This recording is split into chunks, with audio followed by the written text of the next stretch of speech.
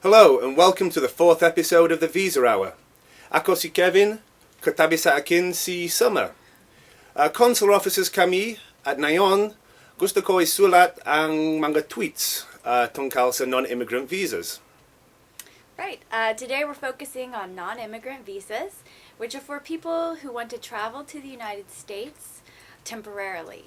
This includes people who want to be tourists, students, or work in the United States for a short period.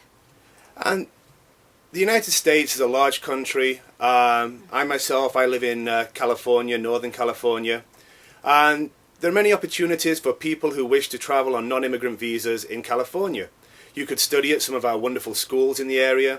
You could go to Alcatraz, Golden Gate Bridge, see the redwood trees. There's many different things you can do in California. I love it. I've taken advantage of it, and hopefully one day many of you out there can come and visit California as well. Right, and I am from a different part of the United States. A lot of people go to California as a great tourist destination, but I am also from the middle of the United States, which also has interesting things to see and do. I'm from the great state of Kansas. There is a tradition of cowboys and rodeos and farmers out in that area of the world that is also interesting to see. So, hope you come out there too. And we'd like to encourage anyone watching to send us your questions about traveling to the United States, and we will answer them live here. To send a question, please post your question on Twitter using the hashtag the Visa Hour, or post it on the U.S. Embassy Facebook page. And speaking of Twitter and Facebook, make sure you follow the U.S. Embassy Twitter account at www.twitter.com/US Embassy Manila. And we also have a Facebook page at www.facebook.com/manila.US Embassy. Before we start with questions, we want to make sure you know about the other resources for learning about U.S. visas. Please check out the Visa Wall on our Facebook page, where you can find lots of useful information about all kinds of visas. Right, and we also have a blog. This is a pretty new initiative that we've started here at the Embassy, and it's part of our strategy to get as much information out about visas and blogs as possible. And it's also something people at the Embassy ourselves, we read the blog as well, so it's a great resource for people out there. Right. It's called V-Satisfied Voyager. On the blog we answer immigrant questions and non-immigrant questions. So if anyone wants to check that out, it is blogs.usembassy.gov/Philippines. Questions from Twitter and Facebook. Okay. Question number 1. Wonderful. And I apologize in advance if I do not pronounce anyone's name correctly. This looks like it's from Jonathan Venerio. I want my son to visit my United States citizen's wife. What visa do I need? Well, I think before we address the question, Jonathan wants their child to go visit his U.S. citizen wife. I think the first thing we have to do is establish if the child's a U.S. citizen. We can't issue a visa to a U.S. citizen child, so the first thing I would recommend is check to see if your U.S. citizen wife transmits U.S. citizenship to your child. If they don't, they are eligible for a non-immigrant visa. Great. And in general, the way to apply for a non-immigrant visa, everyone who's interested in a non-immigrant visa needs to go through the same process. You have to apply online, and the best resource to get to the online application is manila.usembassy.gov. So once we've established that the child is not a U.S. citizen, we understand how to apply for the visa. The correct visa type for somebody wanting to temporarily visit somebody in the United States is a B1, B2 visa for business or tourist travel. Great. And the child, even if it's a child, they would have to come in for an interview with a consular officer. Yeah. Okay. And so next we have a question from Andrea. If we're married for 3 years and we do not include our 2-year-old son in our tourist application, can this be a factor for denial? We recommend everybody is honest for their reason for travel in their visa applications. And if you're not taking your 2-year-old child with you, and there's a reason why, just explain it during the interview. I think all consular officers who conduct the interviews appreciate honest answers to all their questions, and people being very honest for their reason for travel. Being able to build a relationship when you're interviewing is key to being able to make an accurate adjudication. So please be honest. Please just explain why you want to travel to the United States. I mean, nobody is going to, if there's a good reason why you're leaving your child behind, it will not be the singular factor why a refusal would be issued. Right.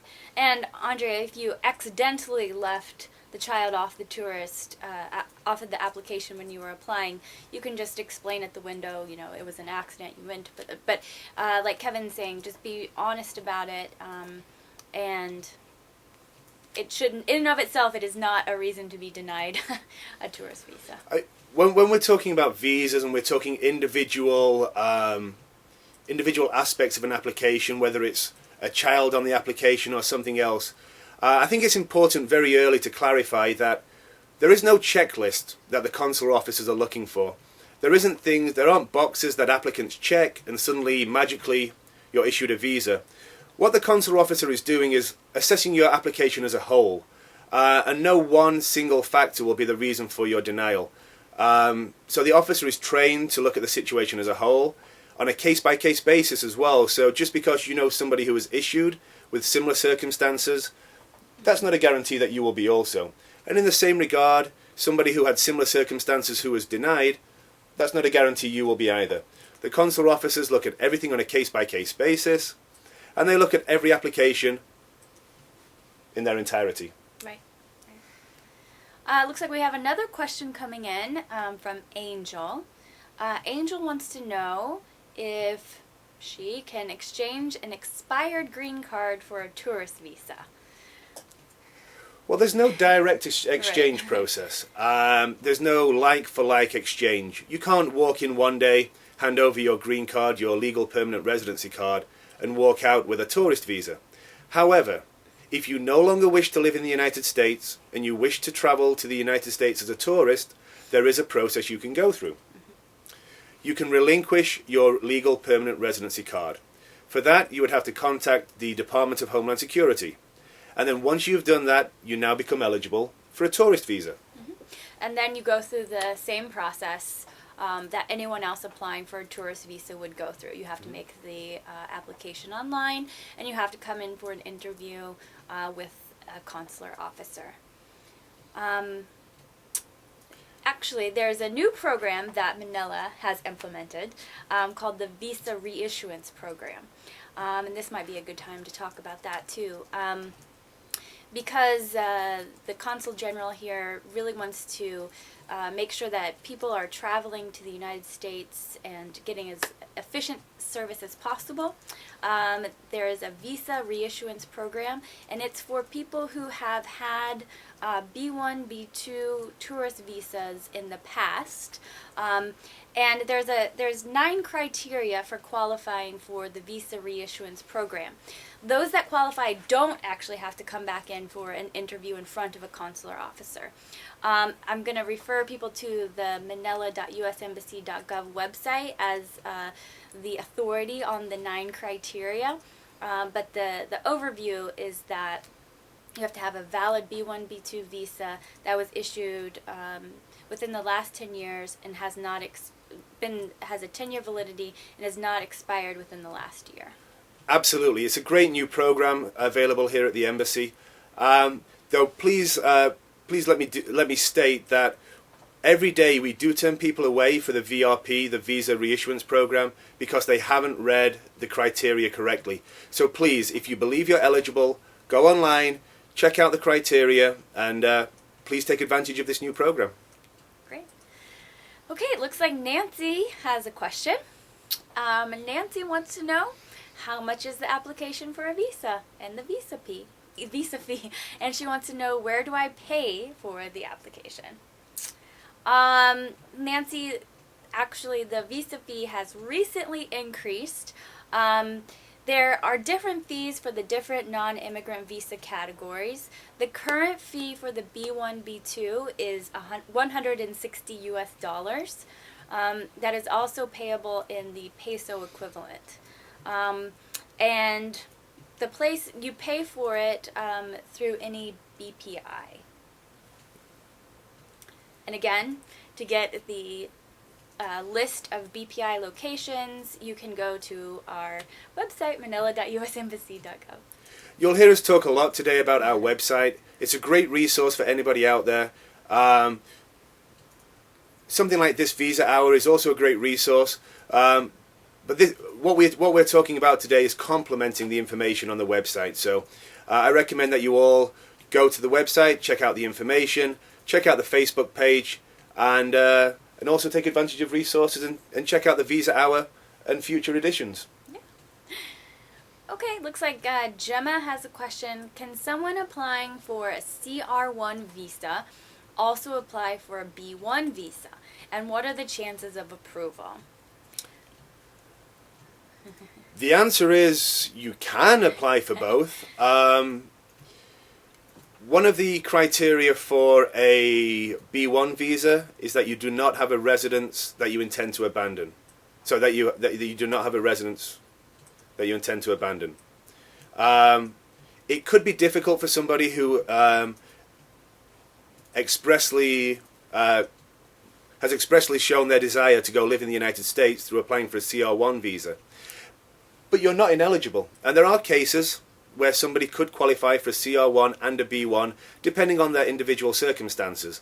So it's certainly possible to apply. I can't tell you what the chances are because everything, again, is on a case-by-case basis. Right. And just to clarify there, if anyone doesn't know what a CR1 visa is, that is someone who is married to an American citizen for less than 2 years. And that's an immigrant visa. So it kind of begs the question of, if you have an immigrant visa pending in any category, can you still apply for a tourist visa? As Kevin was saying, yes, you can still apply for a tourist visa. But again, what the consular officer is looking at is a totality of the circumstances. And to be issued a B1, B2 visa, the consular officer needs to be convinced that the person intends to come back to, in our case, the Philippines, and stay here in the Philippines. So I think there are many myths and misunderstandings about the non-immigrant visa process. But one thing we should probably clarify is, legally, the burden is upon the applicant to prove they're qualified. So the applicant has to be able to overcome what we would call the presumption of immigrant intent. The burden is upon the applicant to show that they'll return. So having a CR1 application is something the applicant would have to be able to adequately explain before they could qualify for the visa. Right. Okay. Carmela has written in. Carmela wants to know, is the national identification number being asked in the DS-160 form the same as the tax identification number? Carmela is filling out her DS-160 at the same time she's listening. No, I'm just kidding. But, what do you think, Kevin? I don't know.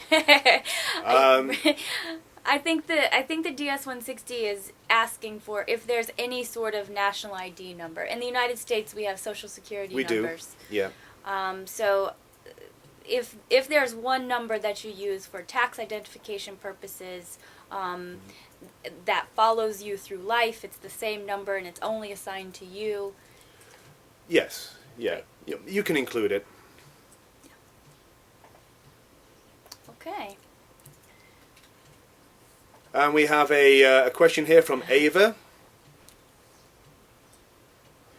Can my father, visiting us in Singapore, carrying a tourist visa, file his US visa here instead of Manila? It's a great question because there are many Filipinos living and working throughout the world. There are a number of countries that have large Filipino populations, and people want to know, while they're outside of the Philippines, can they file their tourist visa application at a different location? The answer is yes. Yes, you can. There's nothing stopping you. Of course, the consular officer wants to be able to establish your links to a country outside of the United States. So it's possible the consular officer may feel more comfortable if you're applying in your place of residence, but there is no bar to you applying in a different country or even qualifying while applying in a different country. Mm-hmm. Right, and the reverse of that is true as well. If there are people who are not Philippine citizens living here in the Philippines who want to apply for a tourist visa to the United States, they can apply here in Manila as well. Okay, Matt has a question. He says that he has been denied a visa 3 times. He believes he has enough ties, and he wants to know if there's any other way to be considered for a tourist visa. Well, I think this goes back to what we were saying about that the burden of proof is on the applicant. And all I can say to Matt is, if you believe you're qualified, Matt, you're welcome to reapply for the visa, and try and put your best foot forward in the interview if you haven't already. It's something that if you can present your case in the best possible way, that would be what I would recommend. I mean, the burden is on you to show you're qualified. And sometimes people ask, is there a way to appeal the decision of a consular officer at the interview?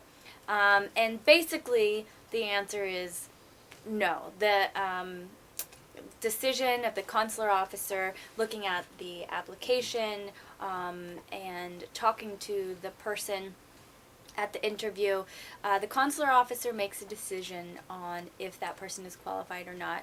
And there's no formal appeal process. As Kevin was saying, basically if you feel that your situation has significantly changed and that you want to reapply again, you can reapply. But there's no way to appeal it. And I have had somebody ask me if after a certain number of refusals, are they on a permanent blacklist? And the answer is certainly not. You can apply for a visa as many times as you wish, and there are people who have had numerous refusals, who, as Summer said, their circumstances change, who are now qualified for the visa. So just because you're refused a certain number of times, you're not blacklisted. But we do recommend that that you do wait until your circumstances change. So we have one more question just coming in now, and the question is, do I need to speak English at my NIV interview? NIV meaning non-immigrant visa. And the answer again is you do not. We have a large number of interpreters available for a variety of languages. I think we cover virtually every Philippine language, but we also have a wide variety of different languages. Summer, you speak... Ruski Yazik, yes. Russian. And we cover languages including Arabic, Spanish. I think we were counting, and we cover more than 20 languages available to interpret at the non-immigrant visa window. So if you feel like you're under pressure or you feel nervous about speaking English, you're welcome, as you approach the window, to request an interpreter for your interview. Okay, and so the next question coming in is, my husband is an American living outside the United States, but not in the Philippines. Will apply for my CR1 visa while living there. Oh. Well, I guess the question is, can I apply for my CR1 visa while living there? Is that right? I guess, okay. Yeah. Yes. Yes. The short answer is yes. The State Department has an extensive network of embassies and consulates all over the world, and it's a global world out there, so we know that people of one nationality are not necessarily just living in that one country anymore. So, yes, we accept applications from around the world. as Summer was saying, we're fully aware, both as individuals and as a State Department, that we're living in a very dynamic 21st century environment. People move around. Even ourselves, we're living here in the Philippines. People move around from country to country, following family or jobs or opportunities or whatever reason. So we are aware that people move around from country to country, and the option is there to apply in a different country or in a different environment. So, yeah. Okay. Another question. I'm from Digo City, and I would like to apply for a tourist visa. Where can I get an application? Well, the authority on getting an application, there's actually step-by-step instructions on how to fill out the application, is manila.usembassy.gov. So I would direct anyone there to get the link to the application. And the application is actually a pretty easy process. There's a place where they allow you to do a test photo, because we do require photos for the visa as well. There's an app on there where they allow you to scan the photo in and test it beforehand, so you don't submit a photo that is faulty. So. Yeah, we are aware that it can be the process can be quite daunting for people. There's online application forms you have to go through, and all the way leading up to the final interview at the window with the consular officer. I'd like to reassure everybody watching, we are aware that it can be intimidating or daunting for people, and we do try and make it as simple as possible. As Summer said, the process online is step by step by step. And we do have resources available. If you do have questions, you can contact us again through Facebook, through Twitter, or through a number of the email addresses